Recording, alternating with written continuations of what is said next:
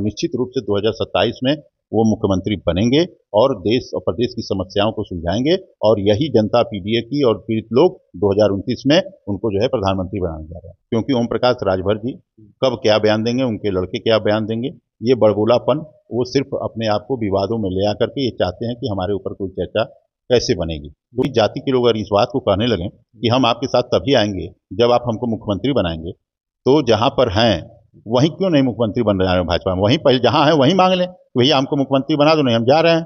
तो वहां तो लोडर के रूप में है। ये लोग कहते थे कि जो भाजपा में रहेगा वो लोडर है और हम तो लीडर हैं। तो आज लीडरशिप कहाँ चली गई इन लोगों की?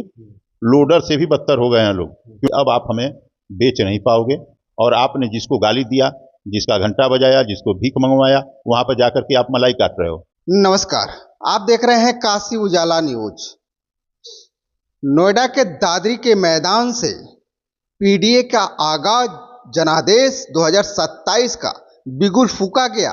माननीय अखिलेश यादव जी ने जिस तरह से आगाज किया है, पूरे उत्तर प्रदेश के भाजपा के खेमा में आग सी लग गई है।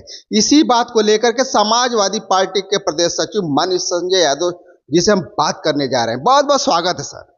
धन्यवाद आपका।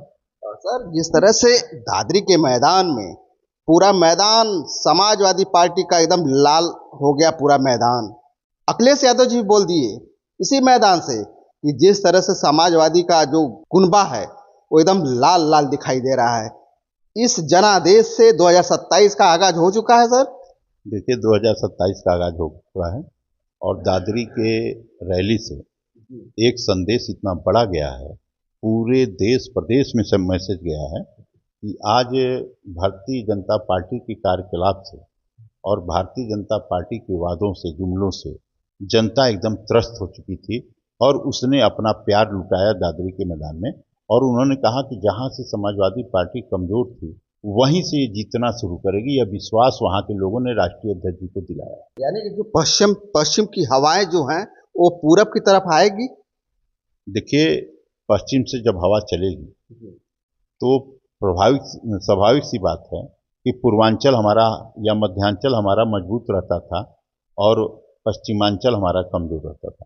इस पर राष्ट्रीय अध्यक्ष जी ने बड़ा काम किया, कैसे लोगों को बातों को रखना है। उन्होंने उधर टीम बनाई, अपना काम किया और उधर की जनता ने यह विश्वास दिलाया कि हम अब झूठों और मक्कारों के चक्कर में नहीं पड़ेंगे। आप एक विकास पुरुष हैं और आपने जो पिछले कार्यकाल में जो कार्य किया उस पर उन्होंने भरोसा दिलाया है कि अब हम आपका साथ छोड़ने वाले नहीं हैं। यानी कि जो भूल हुई है पिछले चुनाव में, क्या 2027 में ऐसी कोई भूल नहीं करना चाहते? क्योंकि पीडीए को भी आगे ले जाना है, सर समाज को भी मिलाकर रखना है। लगता है सर कि बीजेपी वाले बौखलाए हुए हैं इस जनादेश से। देखिए, जो अंधभक्त हैं, जो झूठे लोग हैं, बस उतने बीजेपी का पास बच गए हैं।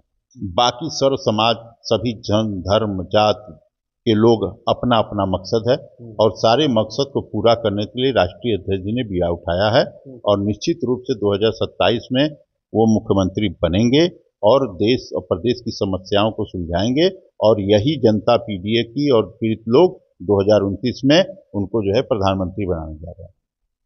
कैबिनेट मंत्री माननीय ओम प्रकाश राजभर के बड़े बेटे अरविंद राजभर जी का एक बयान आया है कि वो चाहते हैं कि राजभर समाज जब से समाजवादी पार्टी में जुड़ेगा नहीं तब तक मुख्यमंत्री बनेंगे नहीं अखिलेश यादव जी। इस बयान से लगता है कि सर कुछ कमियां रह गई हैं क्या?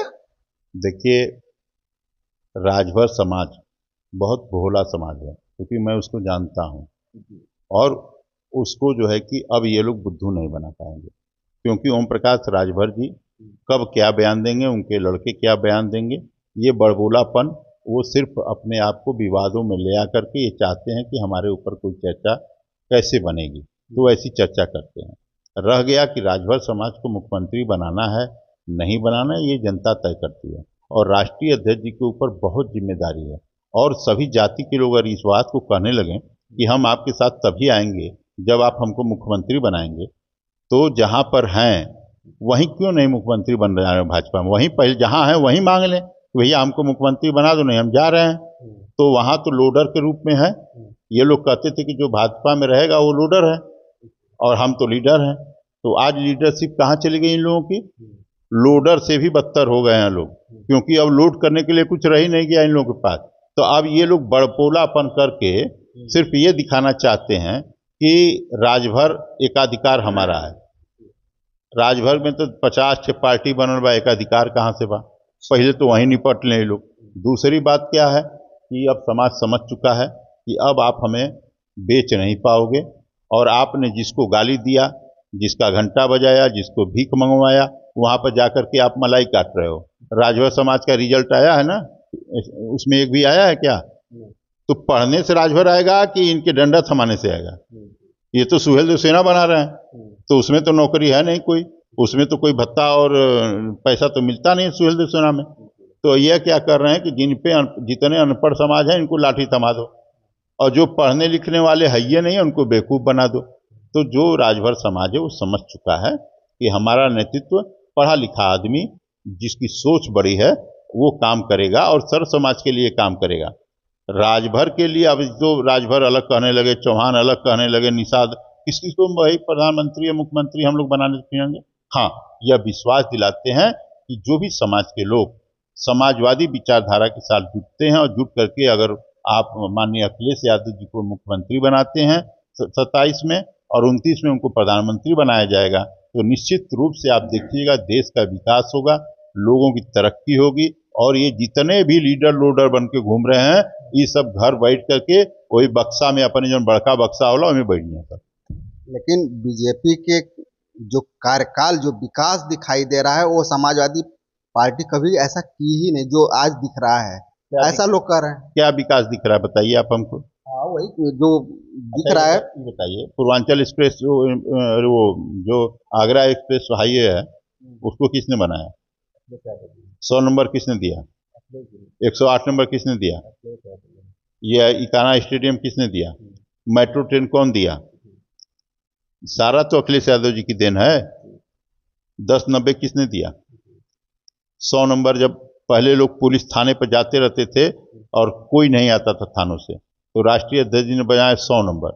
पुलिस आपके बगल में खड़ी हो जाती है तुरंत, जो घर के विवाद हैं या कोई समस्या है ये तुरंत वहीं हल हो जाता है। तो सारी योजनाएं तो अखिलेश जी ने ले आए, आप क्या ले आओ भाई?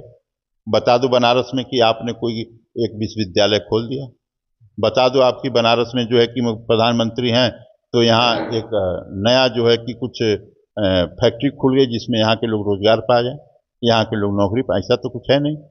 और अब ये लोग एफटीन फाइल से बाहर तो पहले निकलें, हाँ उससे बाहर निकलेंगे तब तो कुछ करेंगे। अब बीजेपी के नेता ही कह रहे हैं, वो जो पत्रकार उसने जो लिखा है मोदी नामा, वो क्या कह रही है, बीजेपी के बड़े बड़े नेता क्या कह रहे हैं। तो पहले आप अपने ही से सुलझ जाइए। आप लोग कहते थे कि उस देश का प्रधानमंत्री गिरा होता है, जिस देश का रुपया गिरा होता है उस देश का प्रधानमंत्री गिरा होता है। आप पुलवामा पे नहीं बोलोगे, आप जो है पहलगाम पे नहीं बोलोगे।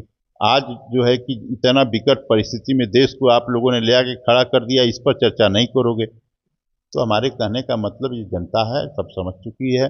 आज गैस सिलेंडर मिल नहीं रहा है, 5-5 हज़ार ब्लैक देना पड़ रहा है, लाइन में लोग लगे हुए हैं और आप झूठ बोलते चले जा रहे हैं। पेट्रोल की डीजल की कमी है, आप झूठ बोलते चले जा रहे हैं। तब जो भूल लीजिए ना, कुछ दिन की बात है और उसके बाद देख लीजिएगा। और ये जितने भी झूठे मक्कार जो अपने अपने समाज की दल की जाति बना करके दूसरे को ब्लैकमेल कर रहे हैं, इस बार जनता उनको सबक सिखाने का काम करेगी। अखिलेश यादव को 2027 में वो मुख्यमंत्री बनाने का काम करेंगे और सबके समाज के लिए, सर्व समाज के लिए अखिलेश यादव जी काम करते हैं, किसी एक जाति के लिए काम नहीं करते हैं कि अच्छा आ जाओ तो हम तुमको मुख्यमंत्री बना, लालीपाप दे के सबको बुला लो, सबका वोट ले लो। ये हमारे नेता का काम नहीं, ये भारतीय जनता पार्टी का काम है। जय हिंद, जय समाजवादी। धन्यवाद सर। अभी हमारी बातें हो रही थी समाजवादी पार्टी के बड़े कद्दावर नेता संजय यादव जी से। इनके विचार आपको कैसे लगे हमें कमेंट बॉक्स में लिख करके जरूर बताइएगा, और इस वीडियो को ज़्यादा से ज़्यादा शेयर कीजिए, सब्सक्राइब कीजिए। फिर मिलते हैं नए वीडियो के साथ, तब तक के लिए नमस्कार।